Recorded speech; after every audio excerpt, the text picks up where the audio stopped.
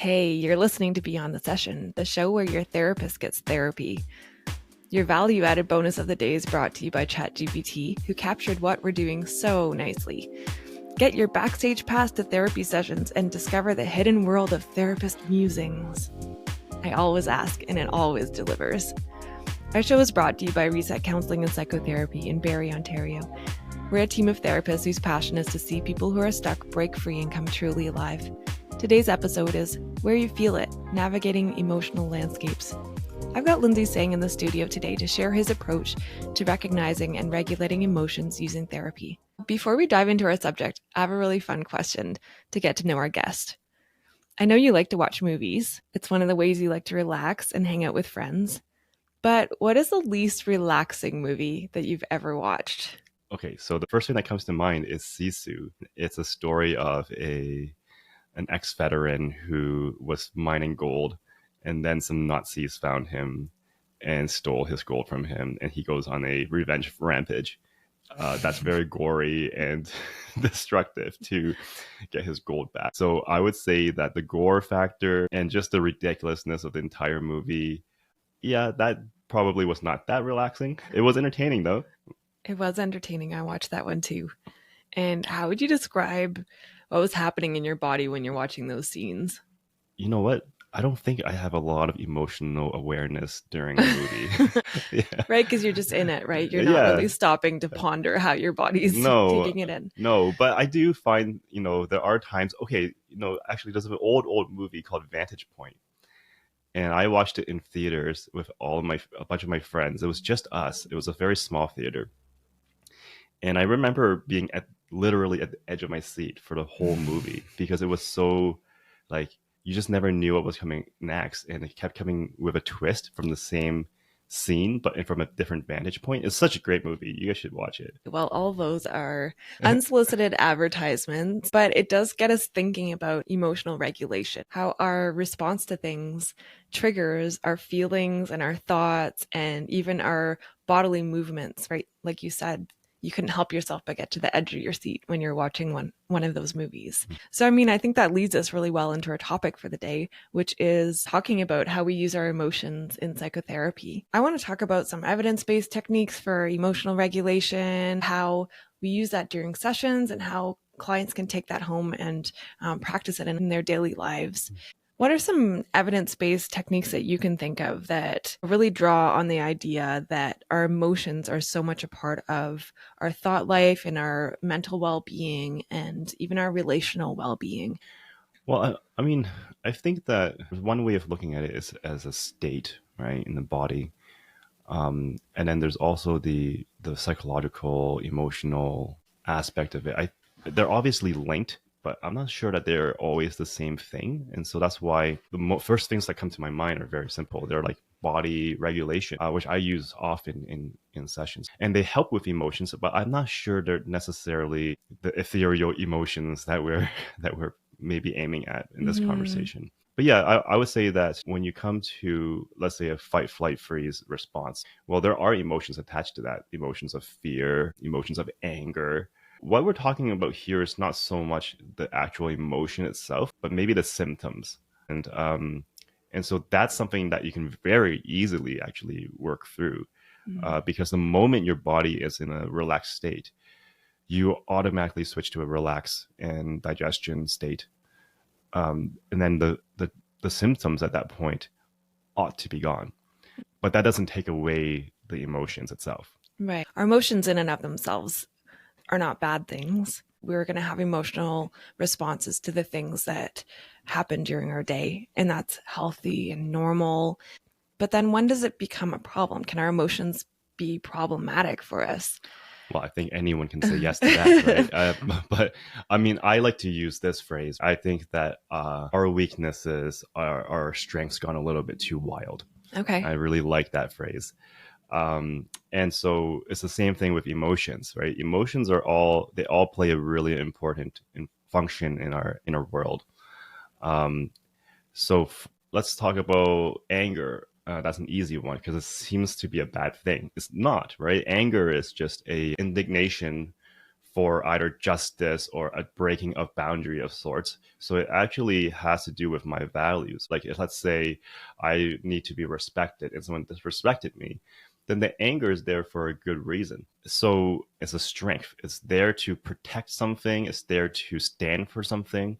But gone too far, it becomes destructive to myself or to the people around me. Emotions are good, but like any good thing within you, if gone too wild, it's not that great.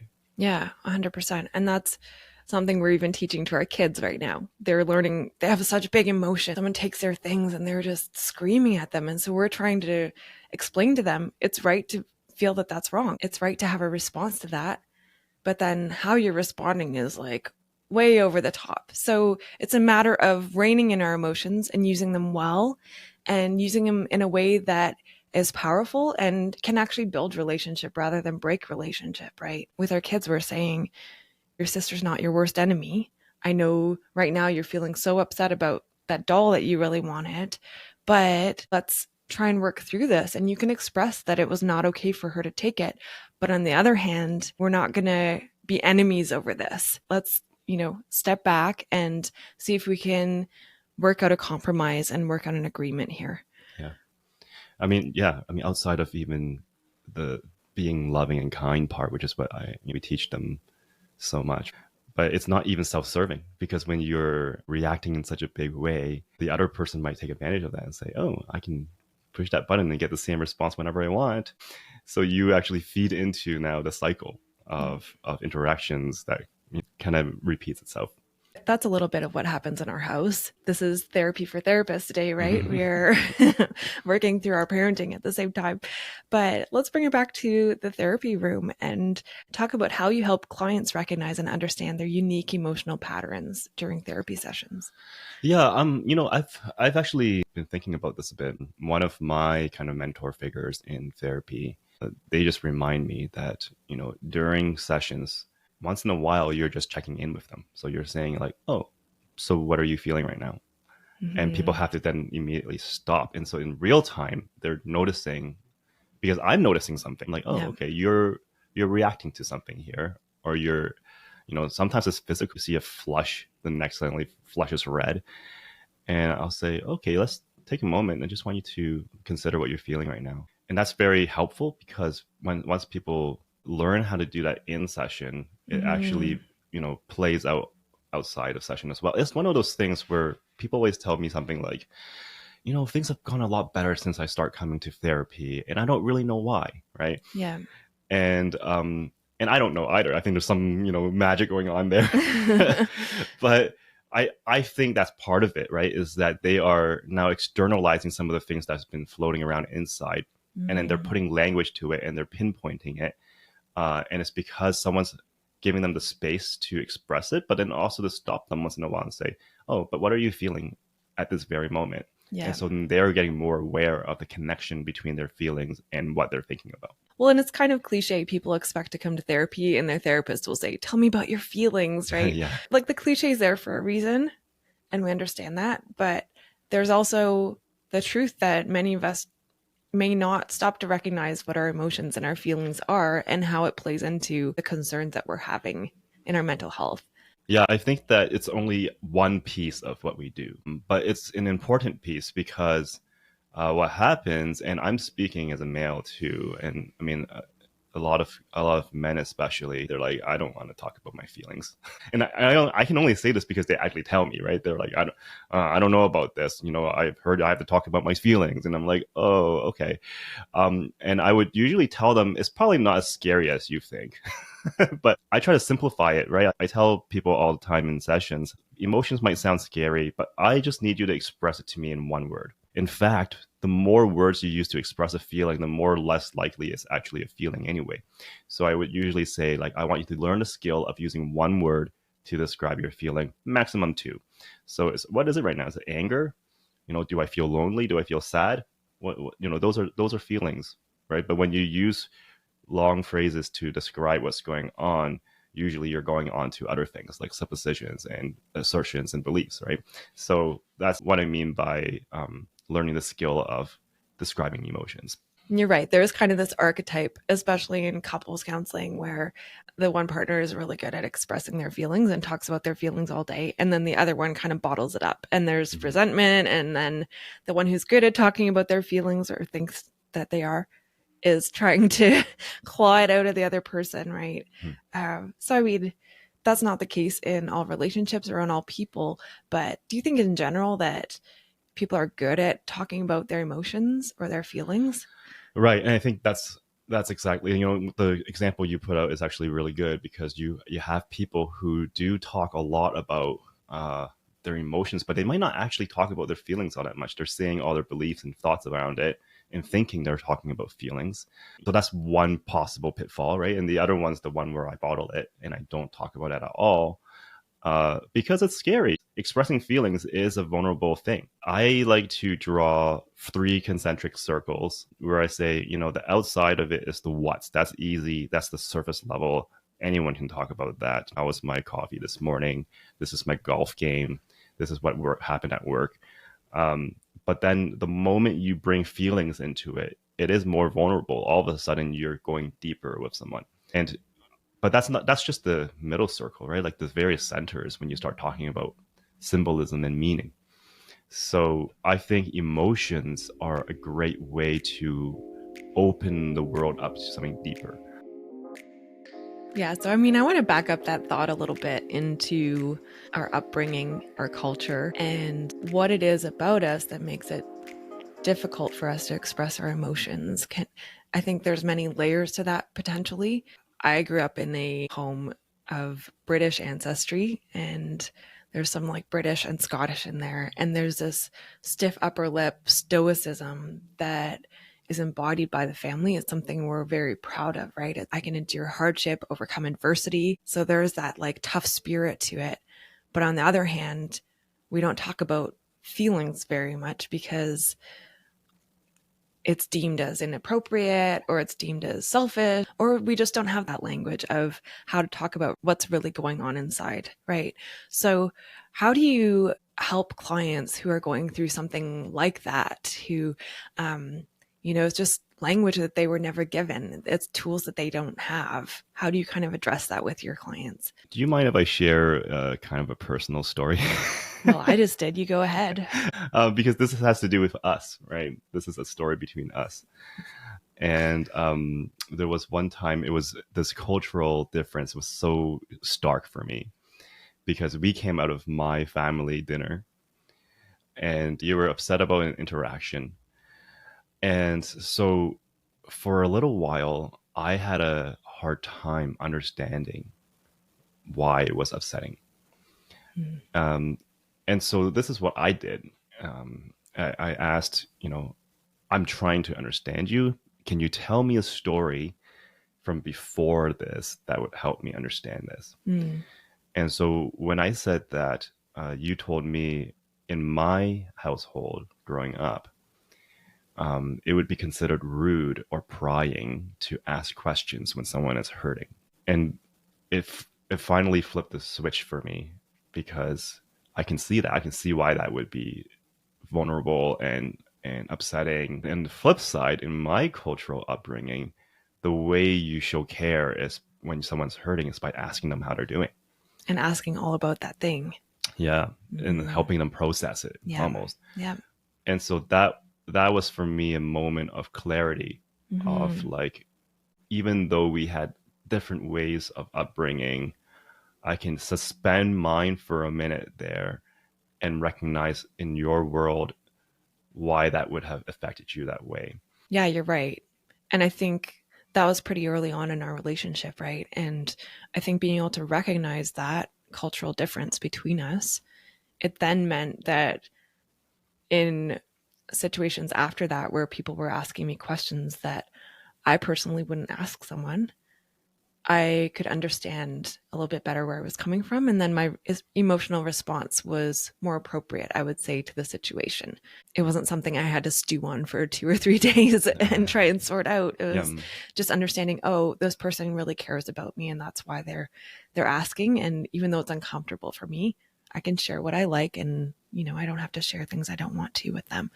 Right. And so Usually I would tell my clients, I would say something along the line of, we have different levels of meta emotion. That's the fancy word for it. Mm-hmm. Meta emotion is the ability to sit with uncomfortable feelings. Yeah. And some upbringings are just going to be a lot more open to that than others.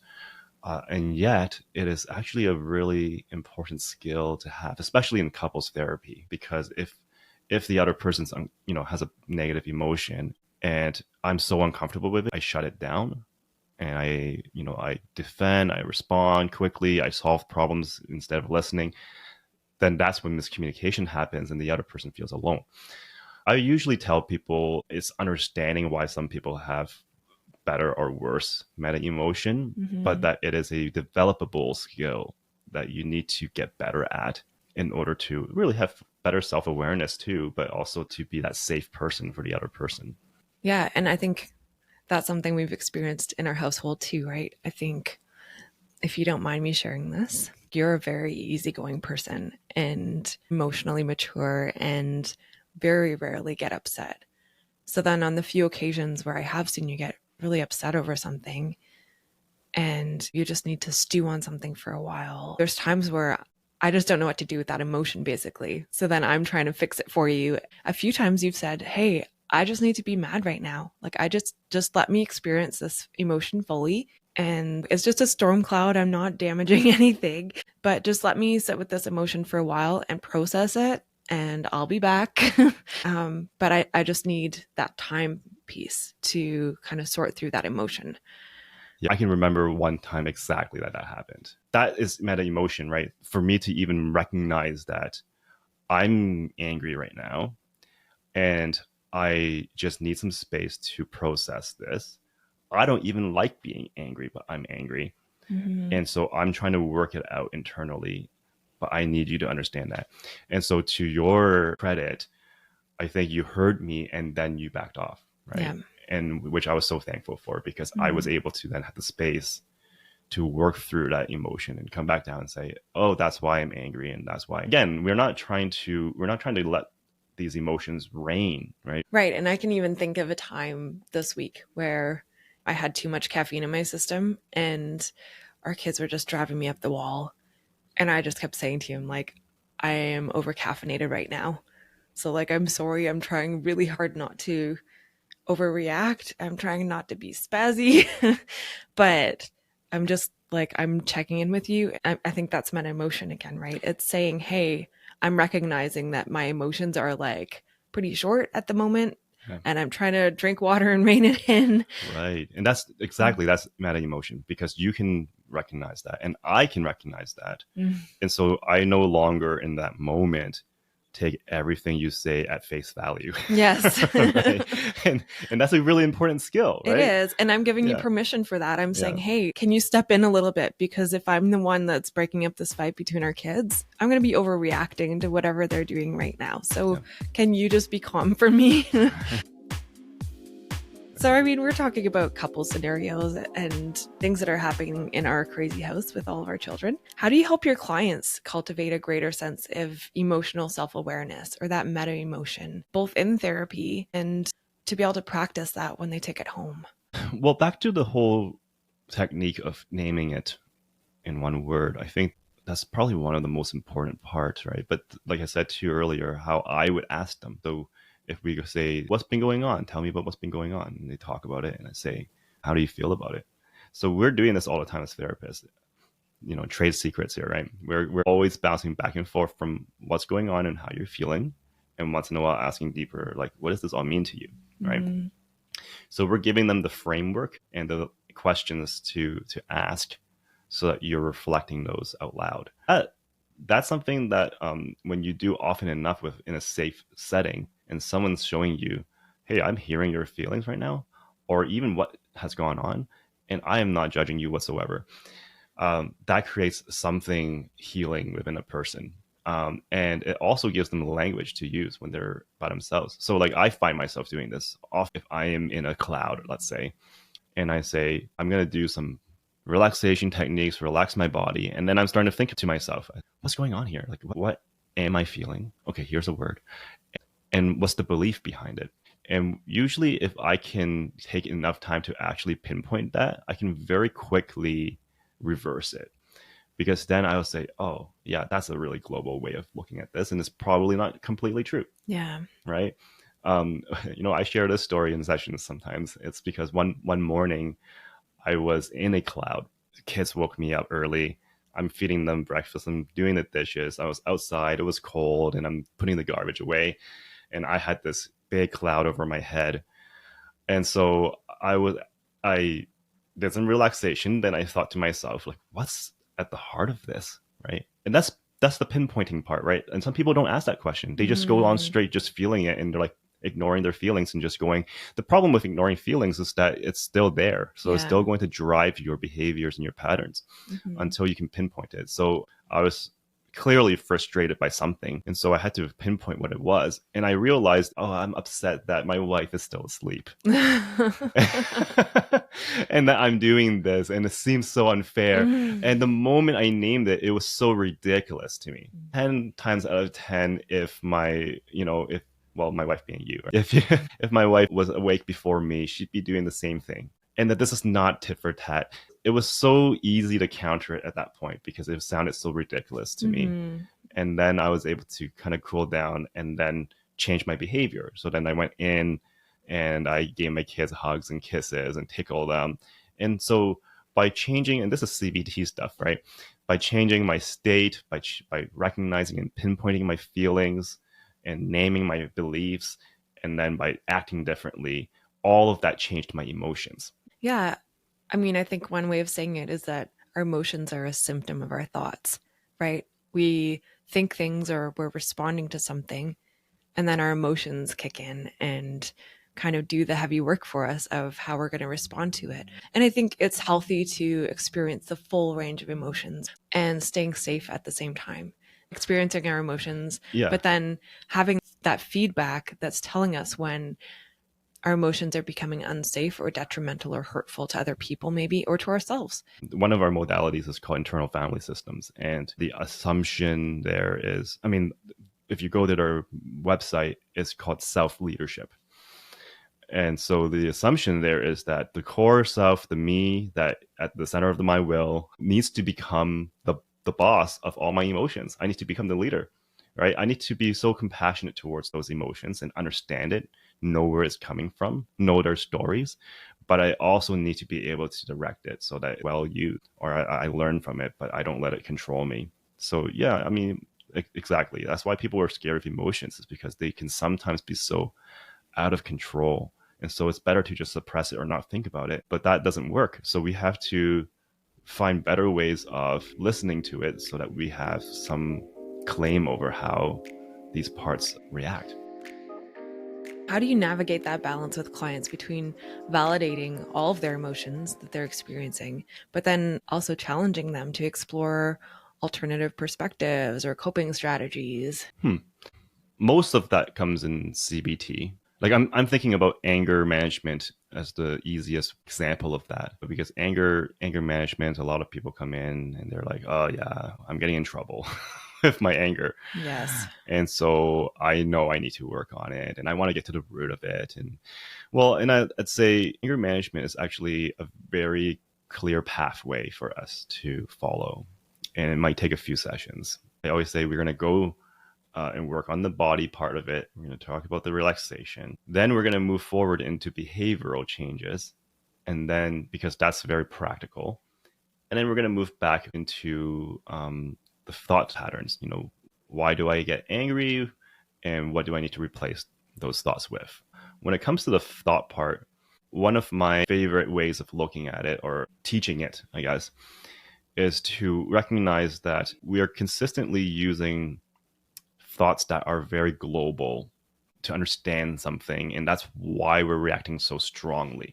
Earlier we talked about you had too much coffee, you're in a mood that was difficult, and so let's say I see that, and in my mind I immediately say, oh gosh, here it comes again, she's always like this, poor me, right? Then that's the kind of thought pattern that's going to bring my anger up and make me defensive and take it out of context. And so what I always tell people is we need to challenge that, the pervasiveness and the permanence of our ideas, because likely it's not true. The more localized we see negative events and temporary we see it, the more likely we can be more actually objective about it. Mm-hmm. So I can say, instead, this doesn't feel great to see someone in this mood. But I also know that in general, my wife is a very loving and amazing person. Mm-hmm. And that in this moment, she's going through something difficult and is reacting. So temporary, and it's localized. And because of that, I'm able to also calm my emotions. Well, and talk to the supporters some more. What's something that you can say to someone who's experiencing very strong emotions at that time? Do we just back off and give them space every time? Or what's a way that we can say to them, hey, I'm here and I recognize that you're having these emotions. Let me know what you need from me. Like, how do you phrase that in a way that's not going to trigger more emotions, not going to try and shut down that person, right? Yeah, that's a tricky one because it is very difficult and subjective to the situation or the person. But in general, my main rule is delay solving as long as you can, right? Yeah. Just don't try to solve the other person's problem. Don't try to defend yourself. Instead, give them presence, give them compassion. Try to, even if you don't agree, because most of the times you won't, but try to, for a moment, step into their shoes and say, oh, I can see why you would feel that way. Mm-hmm. That's very validating. So your main job is to give space and validate, I think. And it's a super difficult skill to have because it means I have to regulate my own emotions while doing that. Yeah. But it is also the most effective way I know of. Mm-hmm. When someone's going through anger and you just say, yo, you need to calm down. That's going to have the opposite of the desired effect. Right. Everyone knows this. Everyone's tried this and knows that it doesn't work. Exactly. Right. So let's not do that again. And it also depends, right? Are they just smashing things around and angry, or are they at me talking to me, wanting to be heard? Yeah. If that's the case, if they want to be heard, then I need to stop what I'm doing and give that space. Yeah. Yep. And it's really hard to do that without having an emotional response yourself, especially if someone, their emotions are directed towards you. And I mean, obviously, I'm not talking about a case where there's violence happening. I'm talking about a case where someone's just genuinely really upset. And it's really hard as the person who's on the receiving end of that to just like take a breath and try and diffuse that bomb a little bit. And to do it in a way that you're not retaliating, but you're just saying, hey, I'm here. I'm hearing you.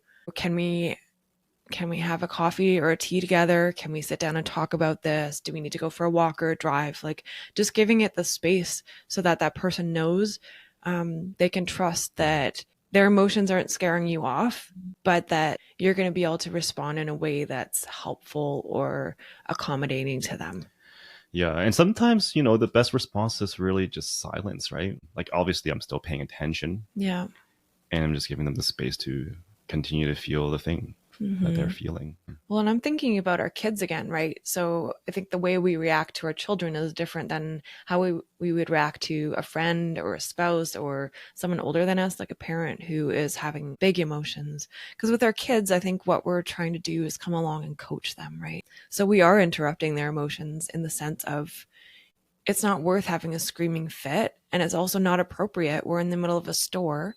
So we're trying to help them, hold their hands and say, okay, take a deep breath. We're helping them self-regulate their body. Yeah. We're helping them look around and say, you're screaming very loud and there's other people around us and it's disturbing them. Yeah. So we are just kind of coaching them through that a little bit. So, okay, that actually brings a really good point. Studies show, for example, that when someone is angry and they express their anger aggressively, they don't get less angry, they get more angry. Interesting. And so it's actually a myth that by expressing your anger, you have catharsis and you'll feel better afterwards, which is why people do express it, right? They think like, I'm going to explode, so I better, punch something. But it doesn't work. It actually has the opposite effect. And I know that because, I remember when, in the past, if someone cuts me off and I'm like, oh my goodness, what a jerk, right? I just want to drive a little faster and go closer to their back to kind of threaten them or something. And when I do something like that, it would make me more angry, not less. So when a child is expressing their emotions in such a big way, that it is, now they're thrashing, now they want to scream, now they want to, punch.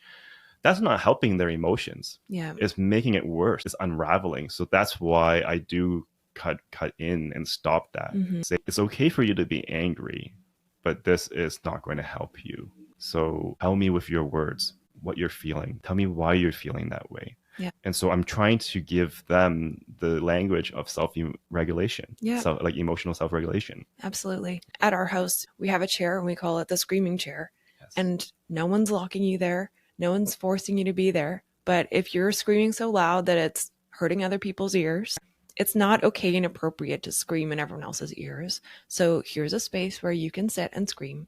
I mean, it's in the basement only because of practicality of sound traveling. But we tell our kids, we're like, hey, you're going to sit here. When you're done screaming, you can get up and leave, right? When you're ready to rejoin us, just like give yourself a minute to cool down. You're not being punished right now. This is just a safe space for you to do this. Have your scream, have your cry. And when you're ready to take some breaths, then come back and we're going to talk about it. I want to talk about this with you. But what you're doing right now is very disruptive. And so you just need to take some space. Yeah. And can I add that it's very effective? It's very effective. Yeah. Like none of our kids ever felt like they would hear you through that. They might scream a little bit longer. Yeah. And then they quiet down and they actually stay seated on the seat. And I think they're thinking through and reflecting on it. Yeah. And they actually walk back up in a better mood. Right. So yeah, it's very effective. Well, and we're trying to come in as referees. We're not using this as a threat. I'm going to send you the screaming chair. We're just gently saying, hey, here's a safe space for you to do this. When you're done, come join us. And they're like, oh, you did hear me. You're hearing my screaming. I think we could have a very different response to that would actually trigger more screaming. For example, if we were to ignore it, right? I think ignoring it would just make it worse. So instead, we're trying to create a safe space for those emotions and from a young age, develop that sense of emotional awareness so that when they're growing into those adult feelings and the challenges of being in romantic relationships or friendship relationships, that they now have that emotional IQ to be able to express themselves well, express even their negative emotions in a way that's helpful and that's going to move them forward. I hope we don't somehow overdo it. Our 4 children who lives in a house of therapists. But yeah, we want them to have the proper meta emotion. And it's huge. It's so huge. If they have good emotional regulation and they find partners who have good emotional regulations, they're going to have wildly more easier or successful, relationships than if it was emotionally immature. As promised, your therapist is getting therapy today. We're both working through our parenting and our relationship. This has been fun. Lindsay, thank you for coming in and sharing all your thoughts about emotions. And I think we're only scratching the surface today. There's so many more questions I have. So maybe we can do a follow-up episode on how to navigate emotional landscape. We made this podcast for our clients to have the best therapy experience possible and to foster a great therapeutic relationship. Imagine if you could know what your therapist is like before you even sit in their chair. By listening to the show, you can get to know how your therapist thinks, get a sense of their tone, and hear the kind of advice that they give to their clients. This has been Beyond the Session, brought to you by Reset Counseling in Barrie. If you have any questions about today's show or have a topic you'd like us to discuss on the air, please email us at resetbarrie@gmail.com. You can also visit our website at resetbarrie.ca. Lindsay, thanks for coming in today and talking with us about techniques to address emotions in therapy. And thanks for listening. We'll catch you next time.